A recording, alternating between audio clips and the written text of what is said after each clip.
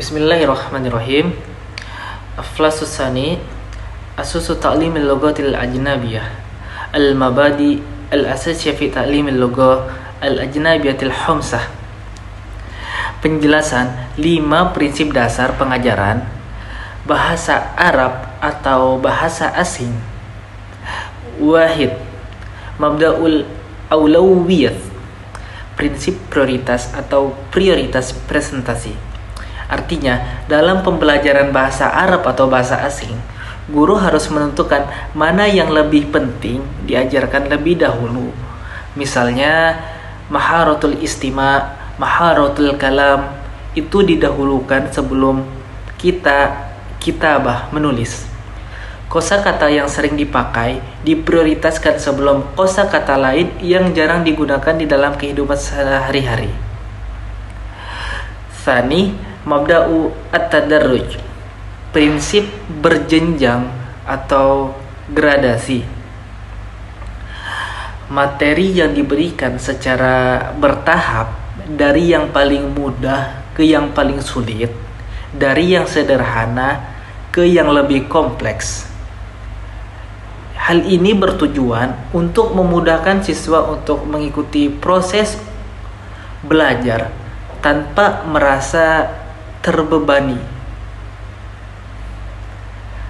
Salis, Mabda'u at-tasawwuq wa tahfiz, prinsip menyenangkan atau motivasi. Pembelajaran bahasa Arab atau bahasa asing harus dibuat semenarik mungkin, menumbuhkan semangat siswa. Guru bisa memakai banyak metode yang bervariasi, misalnya game atau materi yang sesuai kebutuhan siswa, agar siswa termotivasi untuk terus belajar dan merasa senang. Rabi', Mabda'ud diqah wa tashihi, prinsip korektisitas atau pendalaman atau ketelitian. Siswa perlu diarahkan untuk menggunakan bahasa dengan tepat. Kesalahan yang muncul dalam ucapan atau tulisan harus segera dikoreksi dengan cara yang baik agar mereka terbiasa dengan penggunaan bahasa yang benar, sekaligus memperdalam pemahaman siswa. Khamis, Mabda'u Mumarrisah wa Tarsihi, prinsip praktik dan pemantapan atau pengokohan. Bahasa asing hanya bisa dikuasai dengan banyak latihan, dengan banyak latihan pengulangan. Oleh karena itu, siswa harus diberi kesempatan untuk berlatih berbicara, mendengar, membaca, dan menulis secara berulang-ulang, sehingga kemampuan mereka semakin kokoh dan permanen. Begitulah pentingnya keterampilan-keterampilan yang digunakan di dalam pengajaran bahasa Arab. Pentingnya maharatul lughawiyah. Bismillahirrahmanirrahim. Fil mabda'ul awlawiyat. Awalan, awlawiyat taqdim al-istima' wal kalam awalan summa al-kitabah thaniyan. Mendengar dan berbicara lebih dulu, kemudian menulis. Jadi di sini guru berbicara dan siswa menyimak. Kemudian siswa menyimak apa yang dikatakan oleh guru. Yang pernah kita lakukan juga yaitu kemarin istima'. Nah, ini juga termasuk dari metode awalan, prinsip dasarnya aulawiyatul taqdim. Summa ta'limul jumlah qoblal kalimah, mengajarkan jumlah lebih dulu daripada kalimat, sebelum kalimat. Nah, di dalam mengajarkan prinsip dasar aulawiyat ini, guru mengajarkan jumlah dulu kepada siswanya daripada kosakata. Jadi, semisal guru mengajarkan hatifan, ponsel. Nah, daripada mengajarkan mufrad satu mufrad hatifan, lebih baik mengajarkannya istaraitu hatifan. Saya membeli sebuah ponsel. Di dalam jumlah tersebut, siswa tidak hanya mendapat satu mufrad saja hatifan, tetapi siswa juga mendapat jumlahnya juga, penyampaiannya, agar bisa diaplikasikan di dalam kehidupannya sehari-hari. Jadi siswa bisa menyusun jumlah mufidah, jumlah ismiyah maupun fi'liyah. Suma ta'limul lughah bisur'ati amaliyati kama yantahu bihal ahlul lughah. Mengajarkan bahasa secara cepat dan praktis sebagaimana yang dituturkan oleh penutur aslinya. Nah, guru dituntut di dalam prinsip ini mengajarkan sesuatu yang baik dan benar sebagaimana dituturkan oleh penutur aslinya. Siapa penutur aslinya? Yaitu orang-orang Arab. Nah, orang-orang Arab ini pasti mempunyai lajah. Lajahnya itu seperti dialek-dialek orang-orang Arab. Dari cara bahasanya, makhrajnya. Nah, di situ diajarkan. Kemudian ta'limul mufradat al-mufida awalan qabla al-ghairiha. Mengajarkan kosakata yang bermanfaat lebih dulu daripada yang lain. Mengajarkan kosakata lebih dulu yang bermanfaat daripada yang lain.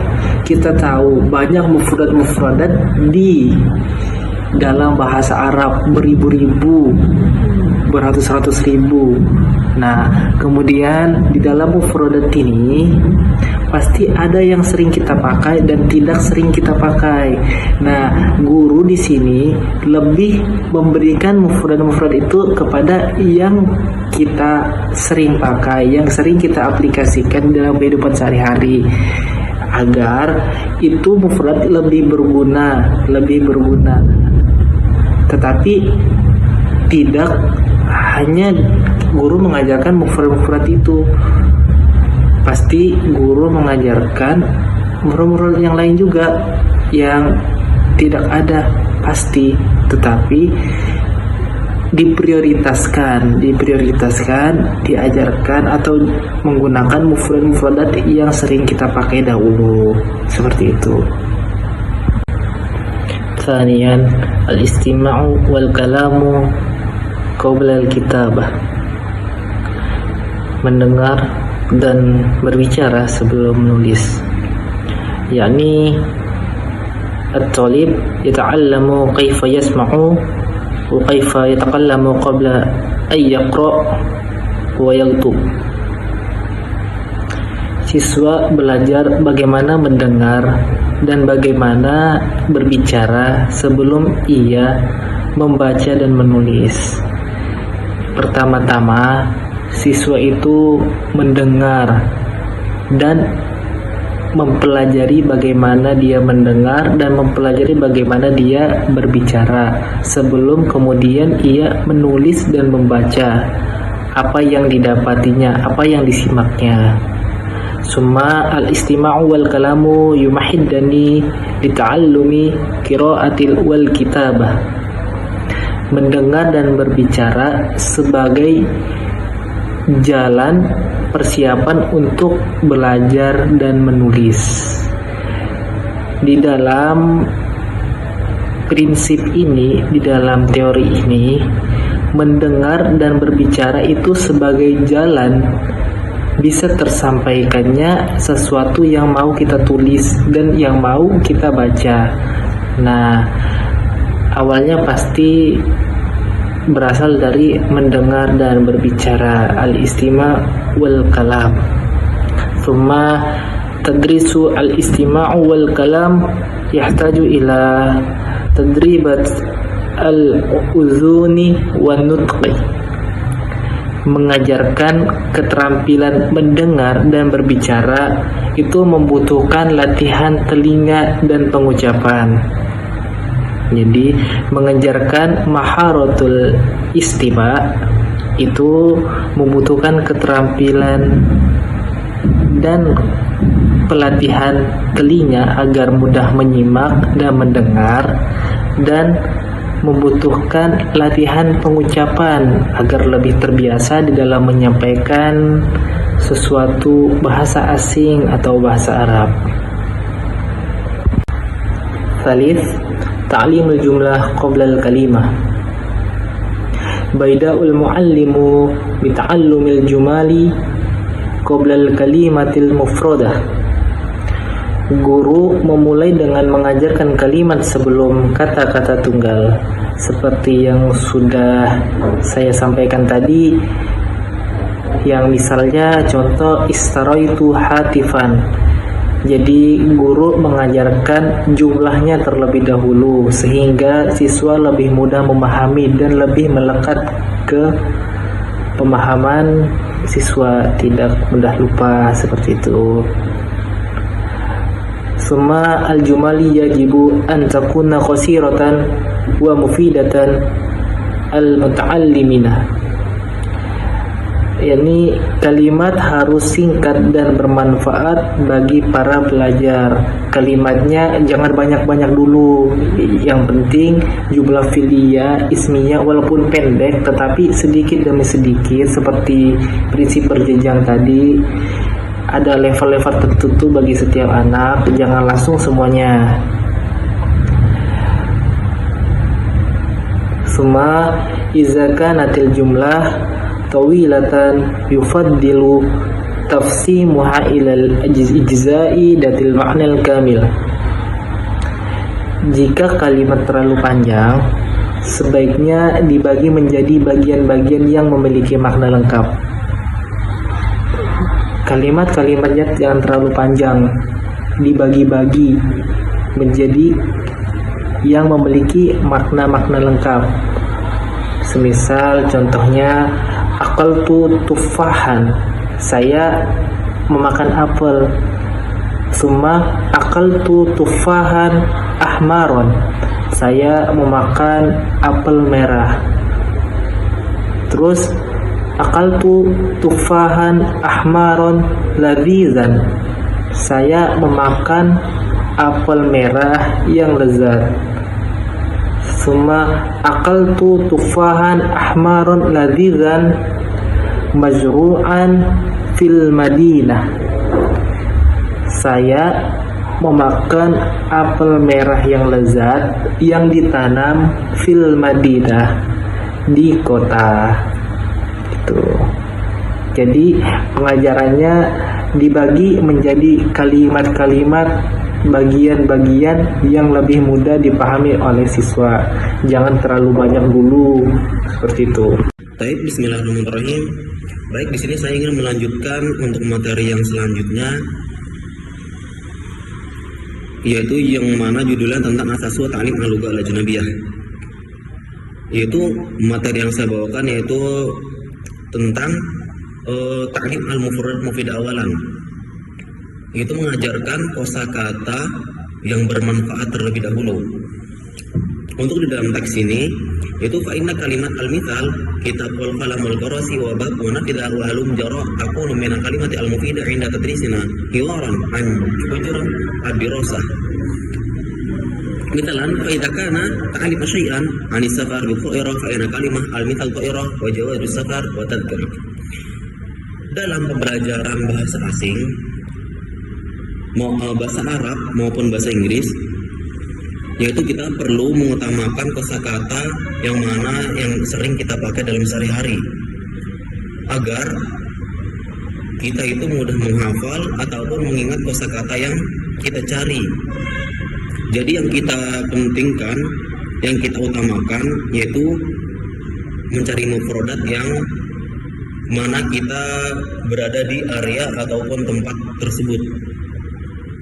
Misalnya yang seperti ada di dalam buku itu, yaitu berbicara tentang perjalanan ataupun di sebuah stasiun. Maka yang ada di dalam situ yaitu ada seperti pesawat, tiket, paspor, dan yang lainnya. Dan juga misalnya kita ingin lebih mudah untuk mengingat, yaitu misalnya kita berada di suatu tempat atau suatu area seperti misalnya di dalam kelas. Nah, yang di dalam kelas itu kita cari mufradat atau kosakata yang belum kita ketahui. Kan banyak tuh yang ada di dalam kelas. Misalnya seperti pulpen, meja, ada buku, papan tulis, dan lain sebagainya. Yang mana kalau kita memfokuskan satu area atau satu tempat, maka di situ kita akan lebih mudah menghafal atau mencari mufradatnya agar tidak mencampur dengan mufradat yang lain-lainnya dulu. Jadi kita fokus ke satu tempat. Lalu yaitu nutqu al-lughah bisur'ah al-'adiyah allati yantiqu biha ahlul lughah. Tarul madrasah al-hadithah wa jawab wa ta'lim al-lughah al-ajnabiyyah kama tastamilu fil hadith al-'adi wa bi nafsi sur'ati allati yantiqu biha. Yaitu berbicara dengan kecepatan wajar. Yang di dalam teks tersebut yaitu menekankan bahwa ketika guru mengajarkan bahasa asing atau cara bicara jangan terlalu cepat. Jadi ketika kita sedang mengajarkan bahasa asing, bahasa Arab ya misalnya, ketika kita menjelaskan kepada murid itu jangan terlalu cepat berbicara atau menjelaskan, jangan terlalu cepat dan juga jangan terlalu lambat, yaitu kita menjelaskan di tengah-tengahnya, yaitu sedang. Kalau terlalu cepat mungkin nanti ada siswa ataupun murid yang lambat memahaminya. Dan juga jangan terlalu lambat, itu tidak baik juga. Jadi kita harus mengambilnya yang posisi di tengah-tengahnya, yaitu sedang-sedang ketika kita menjelaskan atau mengajarkan bahasa asing. Dan juga kita harus ketika berbicara atau mengajarkan bahasa asing itu kita harus fasih dalam perkataan. Semisal bahasa Arab, kita harus mengucapkan itu, kita harus fasihatul kalam, fasih dalam kalam, yaitu ketika kita mengucapkan huruf hijaiyah mungkin kita itu harus jelas melafalkannya, jangan sampai salah ketika mengucapkannya. Misalnya seperti sin kita baca sa, atau ro bacanya yang lain. Itu nanti akan mempengaruhi kefokusan dari murid-murid kita. Jadi itu dalam, lalu yaitu di sini ada prinsip tadarruj namanya ya, tadarruj yaitu prinsip tadarruj itu bertahap. Wa yurad bitadarruj kama ya'ti. Yang pertama yaitu tadarruj minal mahmus ilal ma'qul. Jadi untuk pelajaran bahasa itu ada tahap-tahapnya, yaitu yang dimulai dari sulit ataupun dari mudah ke sulit. Ya, di sini ada beberapa poin penting yang ada di tadarruj ini, yaitu yang pertama yaitu dari yang konkret ke yang abstrak, yaitu dari yang dilihat, yang dirasakan ataupun yang abstrak yang tidak bisa dilihat. Lalu yang kedua di sini yaitu dari hal yang sudah diketahui atau yang belum diketahui, yaitu mencari mufradat itu yang sudah diketahui. Misalnya kita sudah mengetahui bahwasanya misalnya contohnya bahasa Arabnya buku itu kitab. Nah, jadi dari kitab itu kita memulai atau membuat dari menjadikan kalimat ya menjadi sebuah al-mufidah.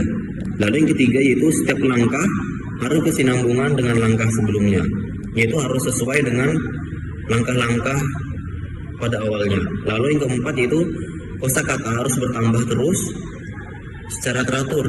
misalnya pelajaran selama 6 kata baru, pertama itu 6 kosakata, maka di pelajaran kedua itu harus menambahkan 12 kata. Misalnya kita dalam seminggu kita mencari mufrodat atau per hari kita mencari mufrodat itu 3 mufrodat. Nah, itu kita jalankan selama seminggu itu 3 mufrodat dalam sehari.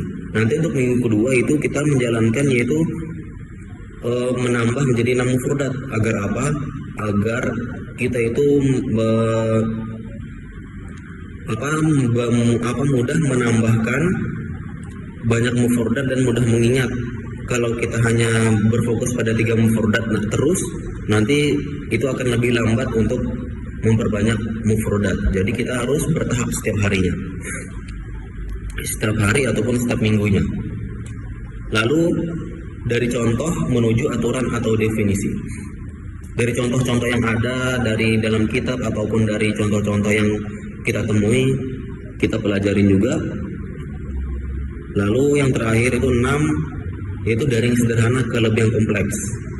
Yaitu misalnya kita membuat mufrodat, yaitu membuat suatu kalimat dari satu mufrodat, itu kita membuat dari yang sederhana, nanti kita membuatnya lagi untuk selanjutnya agar lebih baik, yaitu dari yang lebih kompleks, yaitu yang lebih sulit. Baik, melanjutkan untuk materi selanjutnya, yaitu idhofah ila dzalik yang bagi lil mu'allim ay'amal ma ya'ti min an-nasaih fa innaha ta'inahu katsiran ala ta'diyati mahnatihi ala al-wajhi al-mardah. Al-awwal taklifi at-tilmid al-amal maka kana mumkin summa abba ayakuna syarah qalilan wa tamrin katsiran.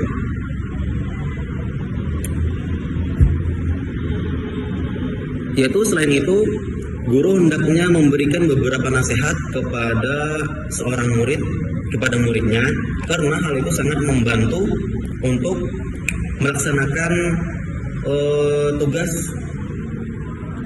kepada murid. Itu yang pertama, yaitu memberi tugas kepada murid untuk berlatih sendiri jika memungkinkan. Jadi ketika kita sudah memberikan materi di dalam kelas, alangkah baiknya kita itu memberikan sebuah tugas ataupun soal-soal.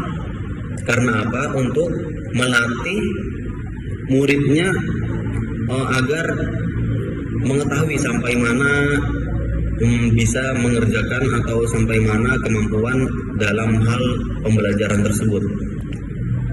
Lalu yang kedua, yaitu penjelasan guru sebaiknya sedikit, sementara latihan harus lebih banyak.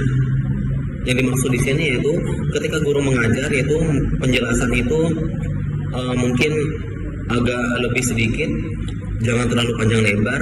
Yang lebih banyak kita berikan yaitu setelah menjelaskan itu kita memberikan soal-soal ujian, soal-soal untuk dikerjakan oleh murid-muridnya. Karena itu untuk melatih mereka dalam mengerjakan teks-teks ataupun soal-soal dari guru. Lalu yang ketiga yaitu ada al-iktifa bi dzikri al-akhta wa mujarrad at-tanbih 'alaiha. Fala budda min taklif talamid tashiha wa kashfil 'ilal wal asbab bi anfusihim li ta'udu al-istiqlal fil 'amal wal fikr. Yaitu tidak cukup hanya menyebutkan kesalahan lalu menegurnya, tetapi murid harus ditugaskan untuk memperbaiki sendiri kesalahan tersebut dan menemukan sebabnya agar mereka terbiasa mandiri dalam bekerja dan berpikir. Jadi kita itu sebagai guru tidak hanya menyebutkan kesalahan lalu menegurnya, akan tetapi kita juga harus menegaskan kepada seorang murid untuk memperbaiki kesalahan apa yang sudah dilakukan oleh murid tersebut dan melakukan sebabnya agar mereka terbiasa mandiri dalam bekerja dan berpikir.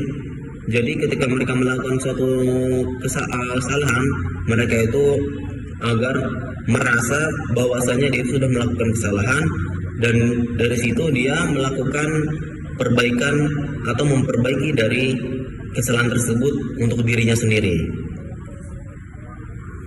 Lalu asalisan ad-daqah fil aswat al-watarakib wa ya'ni bid-daqah ala ya'ti al-muallim talamidhi ayya fursah lil wuqu' fil akhta tahtiban litakwini adat lugawiyah khati'ah indahum wa yajibu mura'ah ad-daqah fil jawanib al-atiyah. Yaitu yang ketiga, ketelitian dalam suara atau susunan kalimat. Saat belajar bahasa asing, ketelitian itu penting. Kalau tidak hati-hati, maka nanti ketika kita mengajarkan kepada murid, maka murid akan terbawa sampai ke hari-hari berikutnya. Mereka akan terbiasa dengan apa yang sudah kita jelaskan di dalam kelas ataupun dimanapun itu. Ketika kita mengajarkan kepada seorang murid. Itu ada dua hal yang harus ditekankan, yaitu latihan pengucapan ataupun melalui pendengaran, meniru dan latihan lidah. Yaitu untuk melatih ucapan, yaitu kita sering-sering untuk mendengarkan misalnya sebuah film yang mana di situ berbasis bahasa Arab ataupun bahasa Inggris. Kita mengetahui tulisan, kita mendengarkan. Nah, maka nanti ketika kita sudah mengetahui tulisannya ini dan apa yang diucapkan di situ seperti ini, maka nanti kita bisa untuk mengikuti dan bisa melafalkan, mengikuti dari ucapan yang ada di film tersebut, atau lalu kita bisa mengucapkan dan kita bisa mempraktekkan. Dan juga untuk melatih lidah, karena bahasa asing itu ya tidak sama dengan kita mengucapkan di bahasa Indonesia. Di bahasa Arab itu ya mungkin agak rumit, tapi kalau sudah terbiasa nanti lama-lama juga bakal mudah, lebih mudah daripada yang kita awal-awal masih belajar. Lalu yang kedua itu latihan susunan kalimat lewat pattern tulis, yaitu latihan pola kalimat. Alasannya tiap bahasa punya struktur kalimat berbeda. Nah, jadi kita itu harus melatih susunan kalimat juga ketika membuat mufrodat di situ, yaitu karena di sini ada beberapa perbedaan. Kalau kita membuat kalimat, yaitu misalnya di dalam bahasa Indonesia, kalau dalam bahasa Indonesia itu contohnya yang seperti ada dalam buku, yaitu Ali menulis sepucuk surat. Lalu dalam bahasa Arab sama, itu dibalik, kata Ali ar-risalah. Kalau di dalam bahasa Indonesia, yaitu yang diawali itu subjeknya, itu nama orang, lalu kegiatannya apa yang tulis. Kalau di dalam bahasa Arab itu sebaliknya, yaitu yang dimulai itu kata kerja, kata Ali, dari kata kerja lalu nama orang atau subjeknya. Itu perbedaan struktur kalimat, struktur dalam pembuatan kalimat. Jadi kita harus membedakannya bagaimana membuat struktur kalimat dalam bahasa Indonesia dan dalam bahasa Arab. Jangan sampai terbalik, karena nanti akibatnya akan fatal. Jadi guru harus memilih siswa supaya terbiasa dengan perbedaan struktur ini. Jangan asal menyalin dari bahasa yang dulu-dulunya. Baik, kita akan melanjutkan materi mura'atud diqqah fi tadrisi ma'ani, memperhatikan ketepatan dalam mengajarkan makna. Di sini ada al-kalimatu wahidah qad tahmilu ma'aniya iddah hasaba siqqah. Satu kata dapat memiliki beberapa makna tergantung pada konteksnya. Misalnya dalam bahasa Indonesia, kata bisa berarti racun, ular, atau mampu. Jadi artinya tergantung konteks. Nah, sebaliknya dalam bahasa Indonesia mungkin cuma satu arti. Tapi dalam bahasa Arab bisa jadi kata itu punya banyak arti. Contohnya, kataba, kita pahamnya cuma satu, yang artinya menulis. Sebenarnya bisa juga yang lain sesuai konteksnya. Seperti di contoh, kataba risalah, menulis surat, dan kataballah, Allah menetapkan. Nah, selanjutnya di sini yudribul muallim tulab ala ikhtiyari makna matlubi dakik. Guru melatih siswa untuk memilih makna yang tepat. Disinilah peran guru melatih siswa supaya bisa mengenali kata yang punya banyak makna, memilih makna yang paling tepat sesuai konteksnya, untuk menghindari kesalahpahaman dalam berbicara atau menulis bahasa Arab. Dengan begitu, siswa tidak hanya mengetahui arti secara umum atau cuma satu aja gitu yang kita pahami, tapi juga dapat menafsirkan dan memahami secara dalam dan tepat sesuai konteksnya. Ketelitian dalam pengajaran makna sangat penting karena kata dalam bahasa Arab itu nggak selalu memiliki arti satu aja. Dia bisa memiliki banyak arti sesuai konteksnya. Nah, di sini guru harus membimbing siswa untuk memilih dengan cermat arti yang tepat sesuai konteksnya.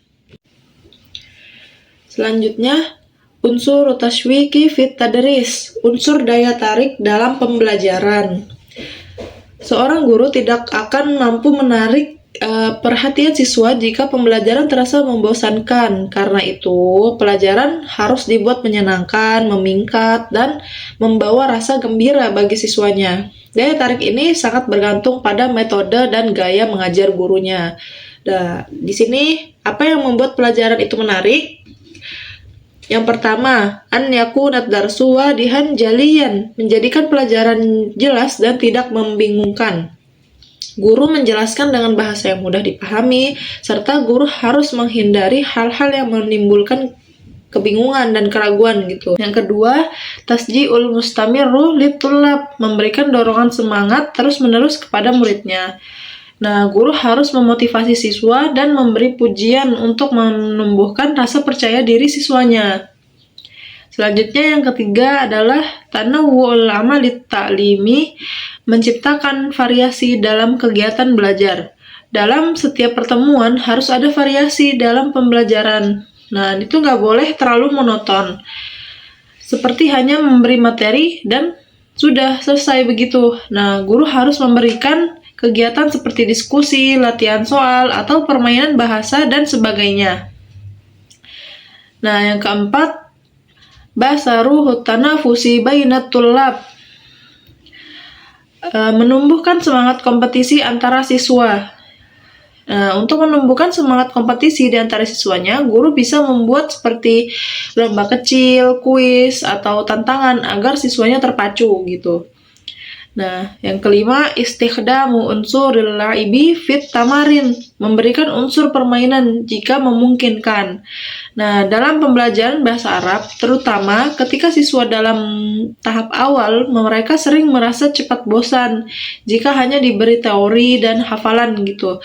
Nah, supaya materi lebih mudah dipahami dan tertanam kuat, guru harus memasukkan unsur-unsur permainan yang seru ke dalam latihannya, seperti tebak gambar atau puzzle gitu, puzzle bahasa. Selanjutnya, yang nomor 6, izharu jiddiyah mu'alim, guru menunjukkan kesungguhannya dalam mengajar. Saat mengajar, guru harus tampak bersemangat, serius, dan mencintai pekerjaannya, karena energi positif guru itu akan menular kepada siswanya. Unsur daya tarik yang telah dijelaskan ini, di sini menekankan bahwa keberhasilan guru itu bukan hanya pada isi materi, tapi juga cara menyampaikan materi agar siswa tertarik, juga merasa senang dan termotivasi dalam mempelajari bahasa asing, terutama bahasa Arab ini. Baik, materi yang terakhir adalah as-sholabatu wal mitanah fit tadris, ketegasan dan keteguhan dalam mengajar. Nah, agar pelajaran bahasa Arab tidak mudah dilupakan, guru harus membuat pembelajaran itu kuat dan kokoh dalam ingatan siswa. Jadi bukan hanya sekedar paham lalu hilang gitu, tapi benar-benar melekat dalam ingatan mereka. Nah, cara mewujudkannya yaitu yang pertama, at-ta'allumu bil istimal la bisyaril qaidah, belajar melalui praktek bukan hanya teori. Nah, artinya jangan hanya menjelaskan materi, tapi langsung memberikan contoh dalam kalimat atau dalam bentuk lain di papan tulis. Nah, misalnya nahwu. Nah, itu bukan hanya menjelaskan dari buku saja, tapi membuat contohnya di papan tulis gitu, biar siswa tuh paham langsung gimana cara-caranya, gimana perubahannya. Nah, yang kedua ada mul iktifa bil misal wahid bal bi amsilah kasiron, memberikan banyak contoh, bukan hanya satu tapi banyak ya. Nah, Karena guru tuh harus memberikan beberapa contoh, karena ini membuat siswa lebih memahami pelajaran. Karena contoh kedua, ketiga, dan seterusnya itu dapat membantu memperjelas contoh-contoh yang di awal tadi. Jadi semakin banyak contoh, semakin paham siswanya. Karena contoh satu dan kedua, ketiga itu pasti berbeda bentuknya. Jadi mereka akan lebih mudah paham. Nah, yang ketiga, i'ta'ul fursah lit-tullabi lit-tatbiq, memberikan kesempatan pada siswa untuk menerapkannya. Nah, setelah guru memberi contoh, nah dia juga harus memberikan kesempatan juga kepada siswanya untuk membuat contoh di papan tulis juga. Nah, melalui kesempatan inilah materi akan lebih jelas dan melekat pada ingatan siswa karena mereka akan mencoba membuat contohnya sendiri gitu. Terakhir, tasji'ut tullab ala ta'biri biwajhi wa badan, mendorong siswa untuk mengekspresikan diri melalui wajah dan tubuh. Karena bahasa bukan hanya sebatas kata, tapi juga ekspresi.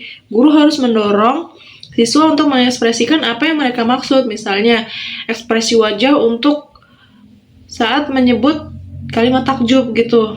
Siswa harus mengangkat alisnya kayak, "Ma, aja malas sama," gitu, kayak wah gitu.